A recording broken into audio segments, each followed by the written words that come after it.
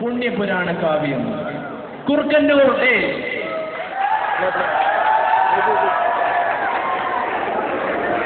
ഞങ്ങളുടെ ഈ എളിയ നാടകത്തിലെ കഥയും കഥാപാത്രങ്ങളും തികച്ചും സാങ്കല്പികം മാത്രമാണ്.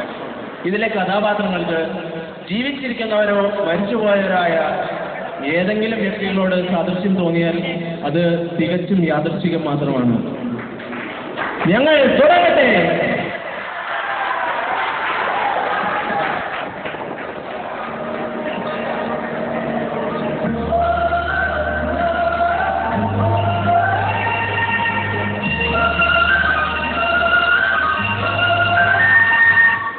കൂർക്കന്നൂർ എന്ന കടലോര ഗ്രാമം. പ്രശാന്തസുന്ദരമായ ഈ ഗ്രാമത്തിൽ ശാന്തപ്രിയരായ ഒരുപറ്റം ആളുകൾ.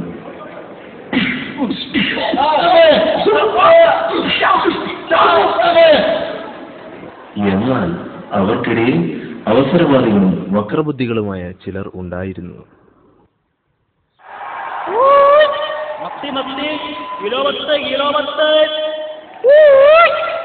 ഇത് ചെട്ടിയാണ്, സ്ഥലത്തെ പ്രമാണിയെന്ന് സ്വയം വിശ്വസിക്കുകയും നാട്ടുകാരുടെ കണ്ണിലെ കരടുമായ ചെട്ടിയാണ്.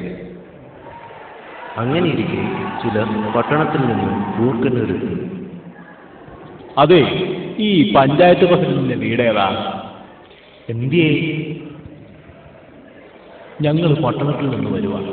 ഇവിടെ ഒരു കോളേജ് തുടങ്ങാൻ പറ്റിയ സ്ഥലം വല്ലതും കിട്ടുമോ എന്നറിയാൻ വന്നതാണ്. പ്രസിഡന്റിനെ കണ്ടിട്ട് വലിയ കാര്യമുണ്ടെന്ന് തോന്നുന്നു. പിന്നെ നമ്മുടെ കസ്റ്റഡിയെ പറ്റിയ ഒരു സ്ഥലമുണ്ട്, ചുടുവലയ്ക്ക് സംഘടിപ്പിക്കാം. പക്ഷേ എന്താ ഒരു പക്ഷേ? കുറച്ച് വ്യവസ്ഥകളുണ്ട്. എന്താ, കേൾക്കട്ടെ. 1, കോളേജിന്റെ തറക്കല്ല് ഞാൻ എടുക്കും. 2, നമ്മുടെ പുറത്താക്ക് കോളേജിൽ ജോലി വേണം. 3, അവിടുത്തെ ആളിനോൾ ഞാനായിരിക്കും. പിന്നെ പിള്ളേരെ ഞാൻ പഠിപ്പിക്കും.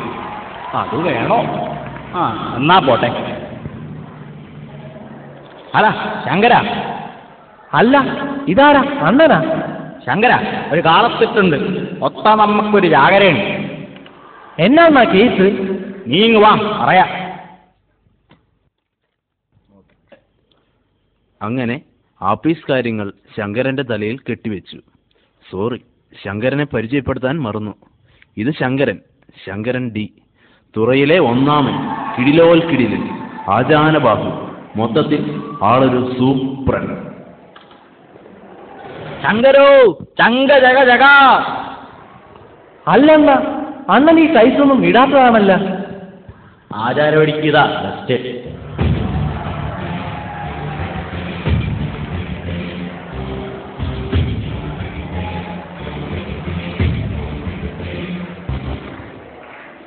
അങ്ങനെ കോളേജിനൊരു തറ കല്ലിട്ടു. അവസാനം കൂർക്കന്നൂരും ഒരു കോളേജ് തുടങ്ങി. ചുക്കാൻ പിടിക്കാനും നമ്മുടെ ചെട്ടിയാരും ശങ്കരനും. കൂർക്കന്നൂരിലെ ഊടുവഴികളിലൂടെ കോളേജ് ബസ്സുകൾ അലറിപ്പാഞ്ഞു. ഇതിനൊക്കെ ഉപരിയായി കൂർക്കന്നൂരും വളർന്നു, ഒപ്പം ഷാപ്പുകളും. അല്ല, ഇതാരാണപ്പാ പുതിയൊരവതാരം? മനസ്സിലായില്ലല്ലേ? ഇതാണ് നമ്മുടെ ഹെഡ് മാസ്റ്റർ ലൈലാമ. കാണുന്നത് പോലെയൊന്നുമല്ല, ആളൊരു പാവമാണ്. ചെട്ടിയാരുടെയും ശങ്കരന്റെയുടെയും അതിപ്രസരത്തിൽ ശ്വാസം മുട്ടുകയാണ് പാവം.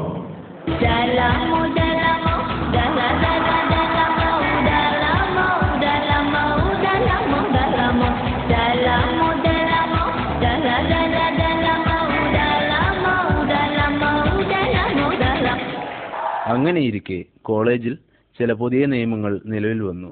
അവ ഇപ്രകാരമായിരുന്നു. നിയമം 1. ക്ലാസ് ടൈമിൽ ആരും തന്നെ കട്ട് ചെയ്ത് പുറത്ത് കറങ്ങി നടക്കാൻ പാടില്ല. അഥവാ പുറത്തിറങ്ങണമെങ്കിൽ ഗ്രൂപ്പ് അഡ്വൈസർ ഫോർവേഡ് ചെയ്ത ലെറ്റർ മിസ്റ്റർ ശങ്കരൻ ഡി അംഗീകരിക്കണം.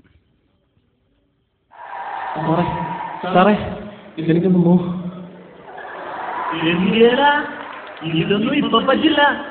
നിയമം ഹെഡ്മാസ്റ്റർ പ്രത്യേകം പറഞ്ഞിട്ടുള്ളതാണ്. നീ പോയാൽ ശങ്കരന്റെ അടുത്ത് വല്ലതും കാണും. ശങ്കരൻ സാറേ, എന്താടോ ഇത്? ഇപ്പൊ തിരക്കാണല്ലോ. നോക്കട്ടെ. 2D. ഇനി വേണ്ട സാർ, ഇങ്ങനെ തന്നേരെ. അങ്ങനെയൊക്കെ ആണെങ്കിലും കോളേജ് ലൈഫ് അത്രയ്ക്ക് മോശമൊന്നും അല്ലായിരുന്നു.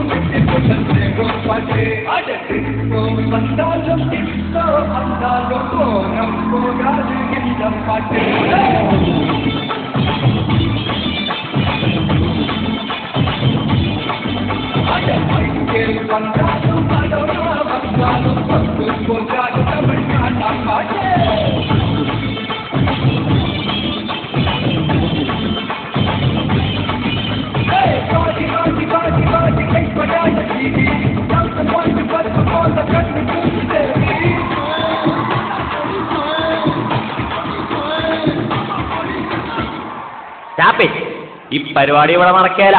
ഇത് നിയമം 2ന്റെ ലംഘനമാണ്. നമ്മൾ സമ്മതിക്കേല. ഇനി നിയമം 2, ആൺകുട്ടികളും പെൺകുട്ടികളും ഒരുമിച്ച് ഇരിക്കാനോ നടക്കാനോ കിടക്കാനോ പാടുള്ളതല്ല. ബസ്സുകളിൽ വെച്ചെങ്ങാനും വല്ല കുരുത്തക്കേടും ഒപ്പിച്ചാൽ 8ന്റെ പണി കിട്ടും. നിയമമനുസരിച്ച് ആണുങ്ങളും പെണ്ണുങ്ങളും ഒരുമിച്ച് നടക്കരുതെന്നാണല്ലോ. അതിനുള്ള പോംവഴിയും നമ്മുടെ കുട്ടികൾ കണ്ടെത്തി.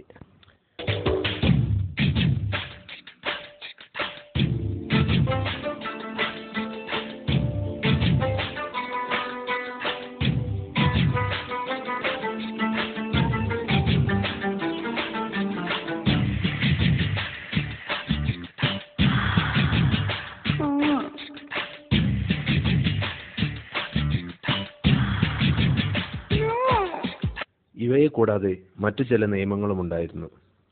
നിയമം 3, വിശേഷ ദിവസങ്ങളിൽ കോളേജ് ക്യാമ്പസിനകത്ത് വാൾ വെച്ചാൽ അത് കോളേജ് ക്യാമറകളിൽ പകർത്തി രക്ഷിതാക്കൾക്ക് അയച്ചു കൊടുക്കുന്നതാണ്. നിയമം 4, കോളേജ് അധികൃതരെ കളിയാക്കുന്നവരെ നമ്മുടെ ക്യാൻറ്റീനിലെ ഒരു ഫുൾ മീൽസ് കഴിപ്പിക്കുന്നതാണ്. നിയമം 5, പഠിത്ത കാര്യങ്ങളിൽ ആൺകുട്ടികളും പെൺകുട്ടികളും മിക്സ് ചെയ്തിരിക്കാൻ പാടുള്ളതല്ല. അഥവാ അങ്ങനെ ഇരിക്കണമെങ്കിൽ തന്നെ ചെട്ടിയാരുടെ സ്പെഷ്യൽ പെർമിഷൻ മേടിച്ച് ഒരു കൈ അകലത്തിൽ ഇരിക്കേണ്ടതാണ്. അങ്ങനെ ഇരിക്കെ ക്യാമ്പസിലെ ഉത്സവം കൊടിയേറി.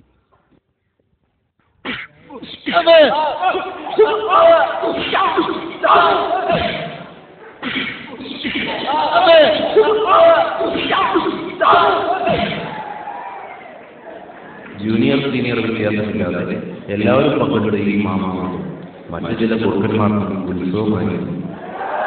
അങ്ങനെ സംഭവബഹുലമായ അധ്യയന വർഷങ്ങൾ കടന്നുപോയി. വിദേശ കുത്തക സ്ഥാപനങ്ങളടക്കം അനേകം മാന്യന്മാർ പിള്ളേർക്ക് പണി കൊടുത്തിട്ട് പോയി. അതാ 3ാമത്തെ കൂതറ ബാച്ചും ഇറങ്ങുകയായി ആഘോഷത്തോടെ.